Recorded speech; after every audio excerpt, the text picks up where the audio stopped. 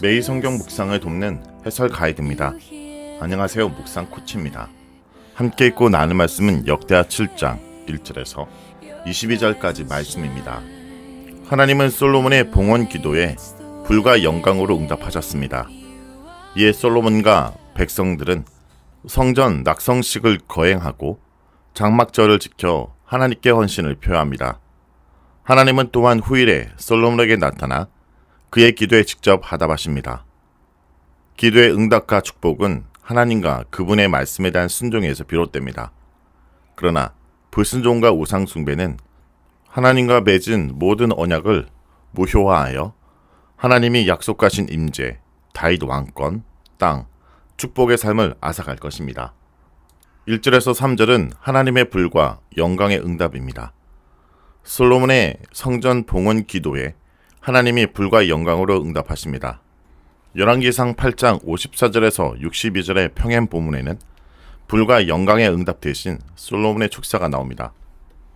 역대기는 성전 봉헌 기록의 앞부분인 법궤 안치와 뒷부분인 성전 봉헌 기도 직후에 하나님의 영광과 임재를 기록하여 하나님이 예루살렘 성전에 임하시고 계속 거하실 것을 부각합니다. 하나님의 임재와 불의 응답은 첫째, 봉헌된 성전을 하나님이 기쁘게 받으셨음을 나타냅니다. 둘째, 새 놋제단에 드린 제물을 수락하심으로써 성전이 하나님께 제사하는 곳임을 드러냅니다. 셋째, 성전의 기도와 속죄의 장이 됨을 암시합니다. 솔로몬의 기도대로 누구든 이곳에서 하나님께 부르짖고 회개하면 죄를 용서하고 기도에 응답하실 것입니다. 넷째, 이후에 엘리야가 바알 숭배자에 맞서 하나님께 기도한 때처럼 하나님이 살아계신 참 신이라는 것을 드러냅니다. 다섯째, 기본에서 응답처럼 솔로몬이 하나님의 택하신 왕이자 다윗의 적법한 후계자임을 확증합니다. 이는 하나님이 다윗과의 언약을 지키셨고 앞으로도 다윗 후손과 이스라엘에게 신실하게 이루실 것을 시사합니다. 불의 응답 후 하나님이 영광으로 성전에 임하십니다. 이는 언약궤를 안치한 후 하나님께 찬양 드릴 때 구름 속에 하나님의 영광을 드러낸 장면을 떠올리게 합니다. 하나님의 영광이 성전을 채운 사건은 솔로몬의 간구에 대한 응답으로 하나님이 이 성전을 거처로 삼으셨음을 확인시킵니다. 또 그의 기도대로 하나님의 구원과 은혜가 제사장, 백성, 다윗 후손과 왕조에 임할 것을 암시합니다. 덧붙여 강야에서 성막 축조 후 구름과 여호와의 영광이 성막 위와 안에 충만했던 사건을 상기시킵니다. 한편 불과 하나님의 영광을 목격한 백성들은 개 안치 때처럼 그 앞에 압도당했습니다. 제사장들은 성전에 들어갈 수 없었고 백성들은 돌로 포장된 땅에 엎드려 경배하며 하나님의 인자하심과 선하심을 찬양했습니다. 4절에서 10절은 낙성식과 장막절 행사입니다. 하나님의 임재 속에 솔로몬과 온 백성은 성전 낙성식을 거행합니다. 낙성식의 제물로 솔로몬은 소 22,000마리와 양 12만 마리를 바쳤습니다. 엄청난 양의 제물을 새 놋제단에 다 놓을 수 없어 성전 앞들 가운데 거룩하게 하여 그곳에서도 번제와 화목제를 드렸습니다. 이때 제사장들은 직분대로 서서 나팔을 불고 레위 사람들은 악기를 연주하고 온 백성이 낙성식에 동참했습니다. 찬양과 예배의 모습은 5장의 법궤 안치뿐 아니라 다윗의 법궤의 이동을 상기시켜 이 사건들 간의 연결성을 고조시킵니다. 낙성식에 이어 장막절이 거행되었습니다.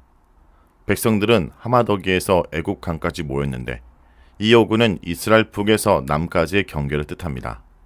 단에서 브엘사바까지보다 훨씬 확장된 영역, 특히 하나님이 아브라함에게 약속하신 땅의 이상적 경계를 가리켜 땅의 약속이 성취되었음을 넌지시 알립니다.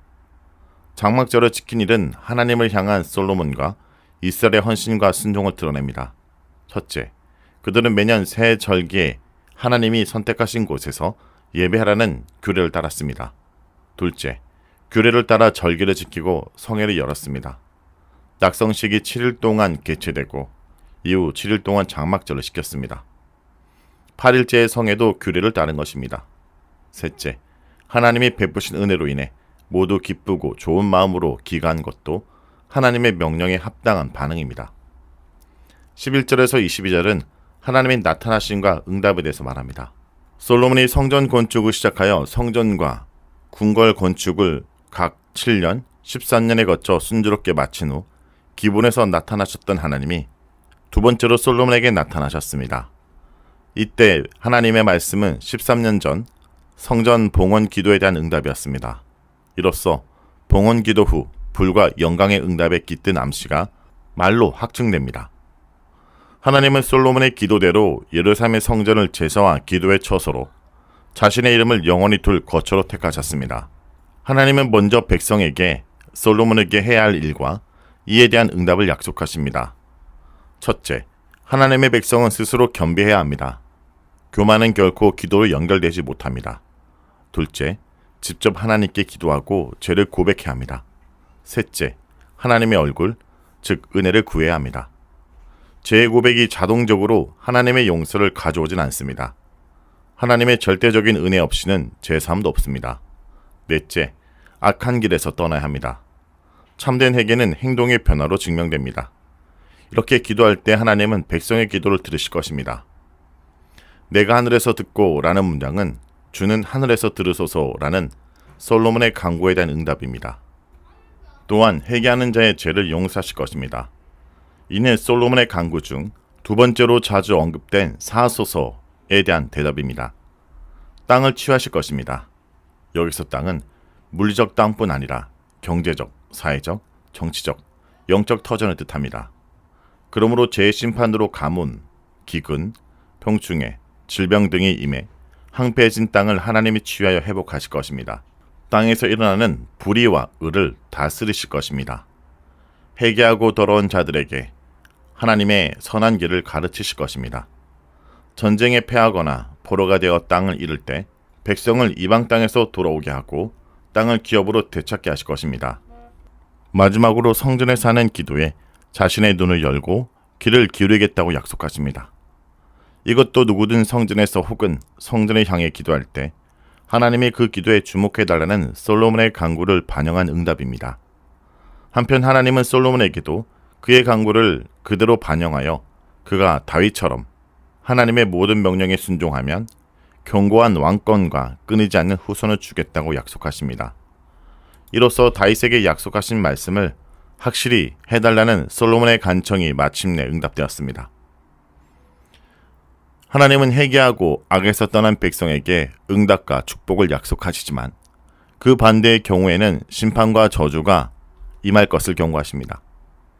경고는 땅과 성정을 중심으로 나오며 근본적으로 하나님이 아브라함과 이스라엘과 다윗과 맺으신 언약의 파기를 암시합니다.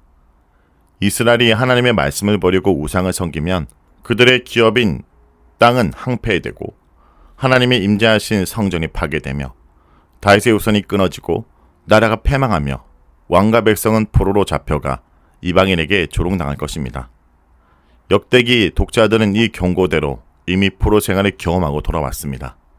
그러므로 이제 하나님께 회개하며 나아가 그분의 용서와 회복을 바라봐야 합니다. 성도 여러분, 우리는 오늘 말씀을 기억하며 우리의 삶의 자리에서 다시 무릎을 꿇어야 합니다. 우리가 비록 건물인 성전을 향해 기도하진 않지만 우리 안에 예수 그리스도를 바라보며 기도하며 다시 나아가야 합니다. 우리가 살아가는 이 거친 세상에서 우리의 기도와 예배는 우리 욕망을 채우기 위한 것이 아니라 하나님의 영광을 구하기 위한 것이 되어야 합니다. 우리가 겸손하게 무릎 꿇을 때 비로소 하나님의 불이 임하고 그분의 영광이 우리 삶에 가득하게 될 것입니다. 여러분 가운데 하나님과의 관계가 깨어져서 고통 가운데 있다면 오늘 이 말씀을 붙들고 겸손히 주님께 나아가기 원합니다. 그분은 우리를 버리지 않으시고 우리를 고치시고 회복시켜 주실 것입니다. 이것이 바로 우리를 향한 하나님의 언약입니다. 말씀을 얻고 기도하겠습니다. 주님, 오늘 말씀을 통해 저에게 놀란 은혜를 바라보도록 하심을 감사합니다. 하늘에서 불이 내려 번제물을 사르고 주의 영광이 성전에 가득했던 그 압도적인 임재를 저희 마음으로 경험케 하여 주옵소서. 저희 교만과 이기심을 내려놓고 주의 거룩하심 앞에 얼굴을 땅에 대고 엎드려 경배하는 저희가 되게 하여 주옵소서. 주님, 저희는 연약하여 늘 넘어지고 죄를 짓습니다. 저희 욕심과 불순종으로 인해 하나님과의 관계가 멀어졌을 때도 많습니다. 주여, 오늘 이 시간 저희가 저희의 악한 길에서 떠나게 하시고 스스로 겸비하여 기도하며 오직 주님의 얼굴만을 찾게 해주옵소서. 저희 죄를 사하시고 저희 상한 마음과 삶을 고쳐주옵소서. 예수의 이름으로 기도합니다. 아멘.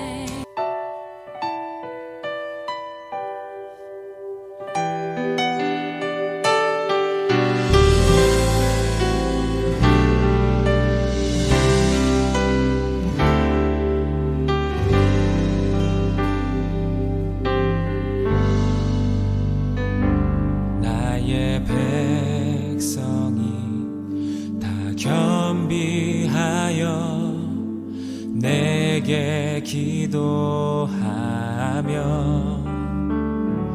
나의 얼굴을 구하여서 그 악한 길 떠나며 하늘에서 듣고 죄를 사하며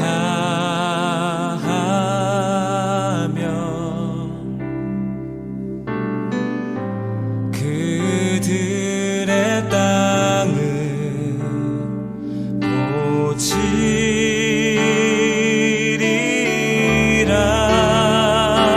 아버지여